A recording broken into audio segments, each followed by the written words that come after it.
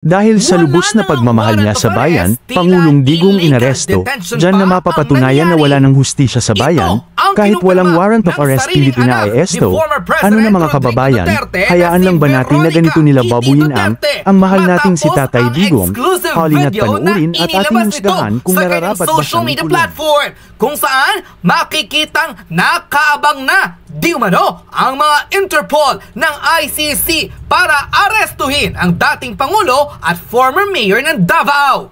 Ito ang exclusive video na ikinagagalit ngayon ng taong bayan matapos arestuhin si former President Rodrigo Duterte kahit walang warrant of arrest. Kasama ng dating Pangulo ang kanyang former Executive Secretary na si Salvador Mel Jaldea, maging ang kinakasama nito at ina ni Kitty Duterte na si Miss Honeylath.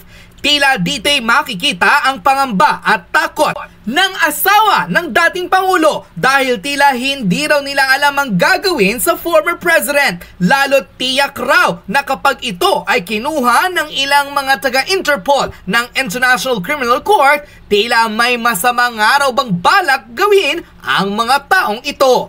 At ayon mismo sa mga developing report, matapos dalhin sa Villamor Air Base, tira nag-aabang na lang raw ng sasakyang panghimpapawid ang ilang mga opisyales ng ICC maging ang tila ilang opisyales ng pulisya para dalhin sa The Netherlands ang dating Pangulo at dito'y litisin ng International Criminal Court base raw di umano sa mga kaso against humanity ng dating Pangulo.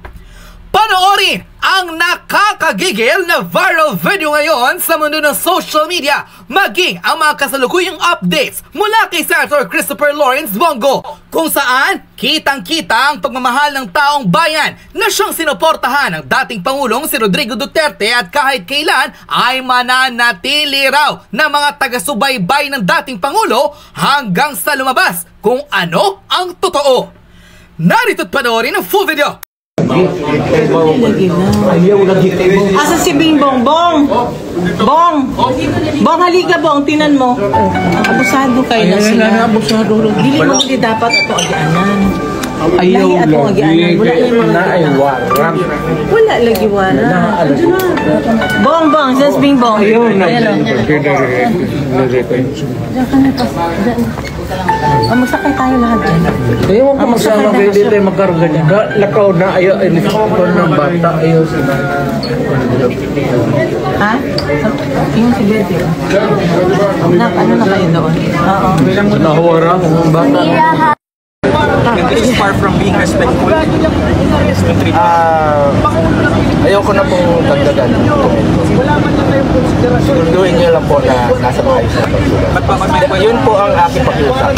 Pakiusap po sa gobyerno, pakiusap po sa mga kasamahan natin sa gobyerno.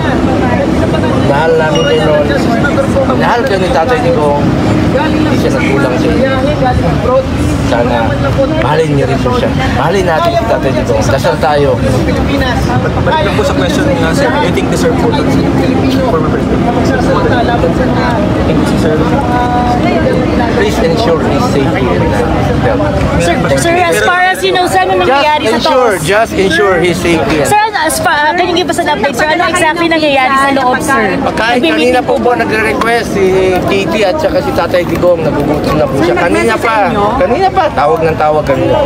Sir, nakaposas ba siya? Kinulong ba siya sa room? Anong eksakto? Hindi ko po alam, hindi ko nakita. Sir, hanggang kailan daw po siya dito, sir? Ano nga ako papasukin eh? Doon sa phone, via phone, sir. Hindi niyo makausap, sir, over the phone? Nakausap ko yung anak, sabi naman na okay naman po. Pero Sen, yung warrant pupunta ba si BP Sara dito? Susunod? as far as yung warrant, nabigay na po Hindi ko po alam. Kailan natin mamaya. Sen, papunta ba si BP Sara? Hindi ko rin po alam. Thank you, Senator. Thank you, Senator. Maraming salamat.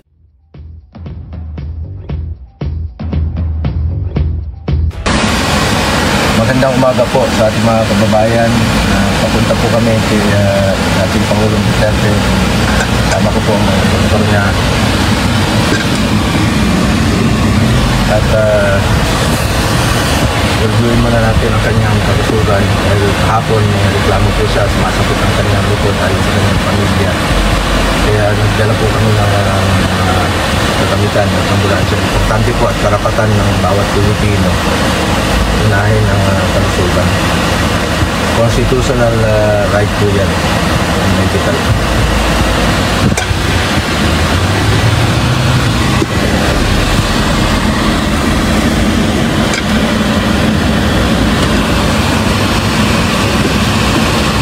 Ayon sa ulat ay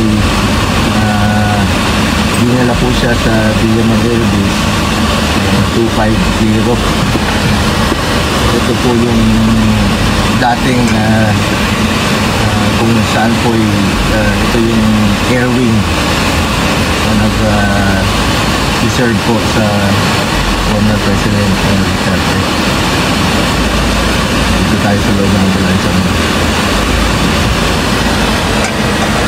Pagdasal niyo po si dating Pangulong Duterte. Importante sa kanya, importante sa atin lahat ang kalusugan former President Duterte.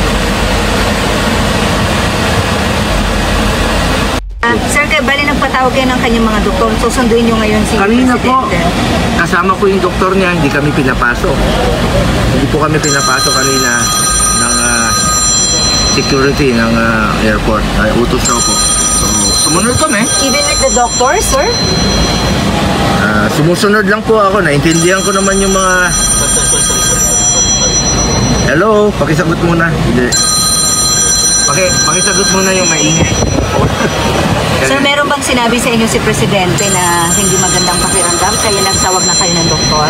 Or you're just concerned? Actually, aside from being concerned, excuse me po, pwede pakisagot lang po muna yung call para matuloy. Hindi, yan. Aside from being concerned po sa kanyang kalusugan, yan naman po pinangako ko sa kanya noon pa hanggang sa pangtanda niya yung kalusugan. Opo. Mas importante po sa akin ang kalusugan niya. Okay. At nandito ang doktor niya, pumunta kami ng maaga doon, hindi kami pinapasok. At karapatan po ng bawat Pilipino, kahit sinong Pilipino, ang ma-check up muna. Constitutional right po natin yan. Alright. So, kaya nandito yung doktor. So ito ngayon, sir, susubukan niyo pong pumasok at puntahan si Presidente po. Tingnan muna natin ang kanyang kalusugan. Papabili rin ako ng pagkain niya. Alright. Sige, sir. Sir, tama ba? Dinala siya against his will? Hindi ko pa po masasagot yan sa ngayon. Antayin lang po natin ang kanyang abogado. May kasama naman po siyang abogado, si former Secretary Medialdea.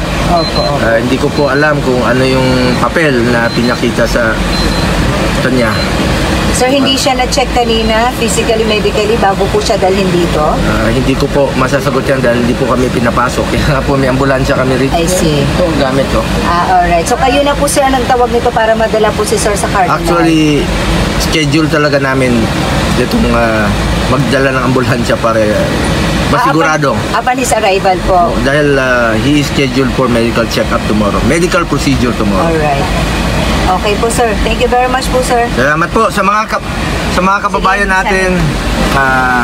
Manghinahon po kayo. Keep calm. Pagdasal niyo po si dating Pangulong Duterte. Pagdasal muna natin. Alright. Importante sa kanya ang kalusugan. Alright, sige. Thank you, sir. Ingat din po kayo. Salamat po. Thanks, SBG. Usap ko yung pamilya niya.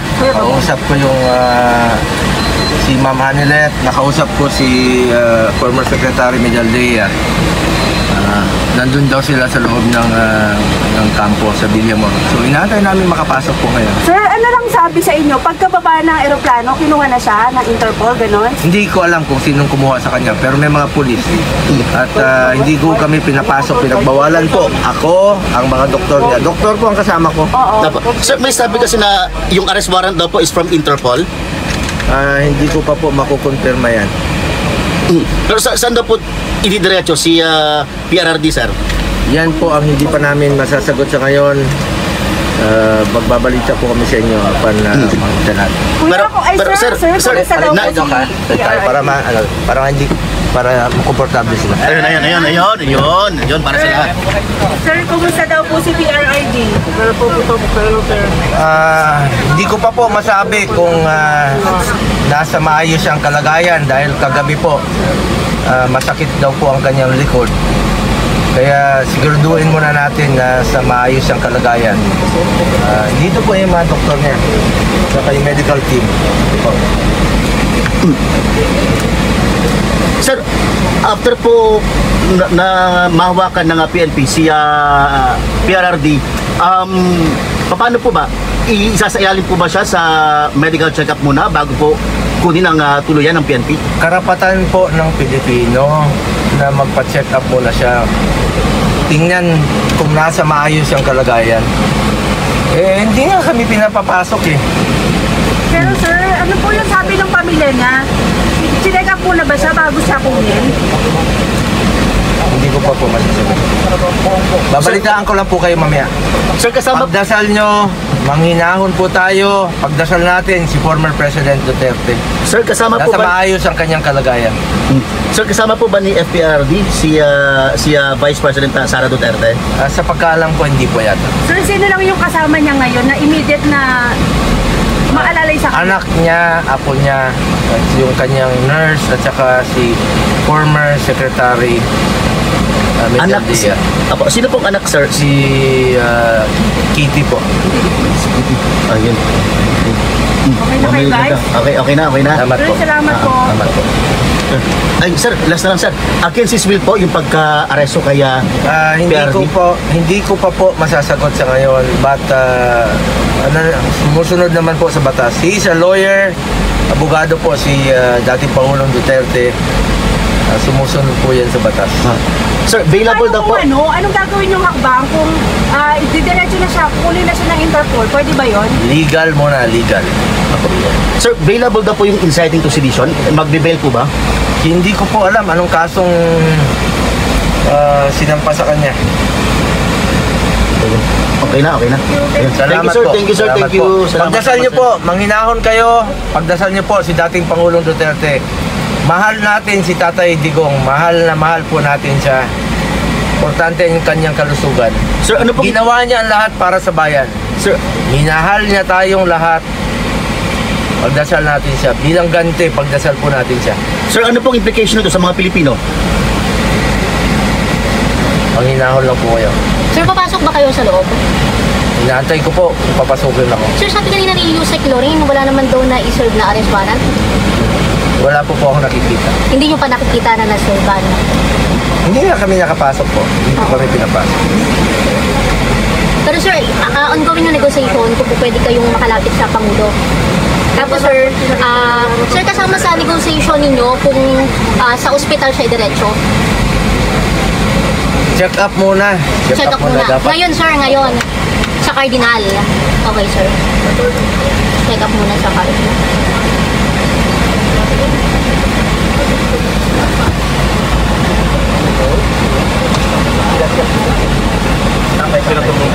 Kanyang kalusugan is turning 80 years old na po ngayon yung March 28. Pasensya na po kayo, medyo natanggal yung ngipin ko ng isang araw. Si Honeylet kasama doon sa loob?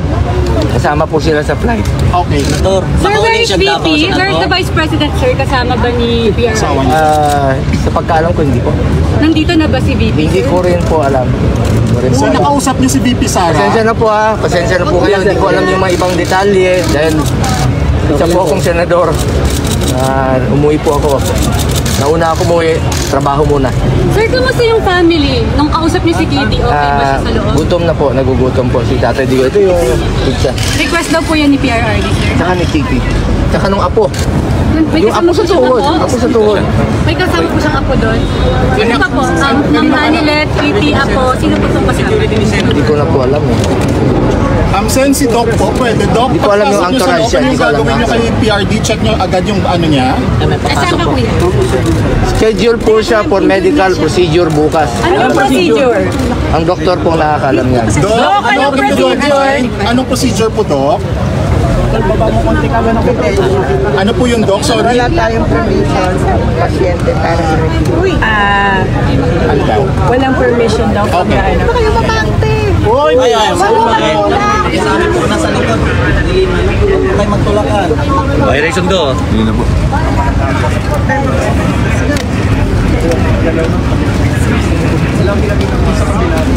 Dasal po. Dasal natin sa Tatay Digong. Mga kasama, tamang kanan lang muna. May dadaan security ni Senator. Mga kababayan ko, minahal tayo ni Tatay Digong. Yes! Mga kasama! Pagdasal natin siya, ipakita natin ang ating pagmamahal sa kanya sa pagdadasal. May Panginoon po.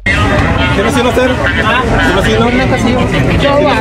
Dr. Velasquez at saka Dr. Agnes Del Rosario. Jowa. Last na po. Ha? Dalawa lang po, dalawang doktor. Tatlo kami. Tatlo. Dalawa lang po, ma'am. May alam na siya na. Dr. Fernando, ma'am. Ang gabi pa raw, sir, alam na yung arrest warrant. Mr. Jowa. Yung tinawag lang po muna. Yung tinawag lang po. Yung kay Jolo siya lawyer. In hindsight, tama po ba na umuwi pa siya ngayon? Or sana hindi na lang siya umalis? Dalawa na lang po na, ma'am. Wala pong tutulak ha. Ayan na nyo. Sino po kayo, ma'am? Yung pagkain. Agnes Del Rosario, sir. Yung pagkain. Pwede, kung kailangan Sir, ang tubig, sir. Kasi ID pa. Pakibigay kay Kitty at saka kay PRD. Sir, tubig. Tubig po. Tubig. Pagkain po, ito po po. Ito po po. Okay na? Hindi. Hindi, teka lang po. Si Sir Bong po. Si Sir Bong po. Siya lang po. Salang, sir. coordinate pa, sir. Sir, pasensya na kayo. Ini-implement lang namin kung ano na ang instruction, sir. Pasensya na po, sir. BG, ikaw hindi ka pa pinapasok? BG, pasok ka. Hindi raw. Wala ka pa clearance, sir? Senator ka kaya? Ano mga to? BG, pasok. Makibigay yung pagkain ha, yung pagkain. Yes, sir. Yes, sir. Pagkain. Mga sundalo, minahal namin kayo.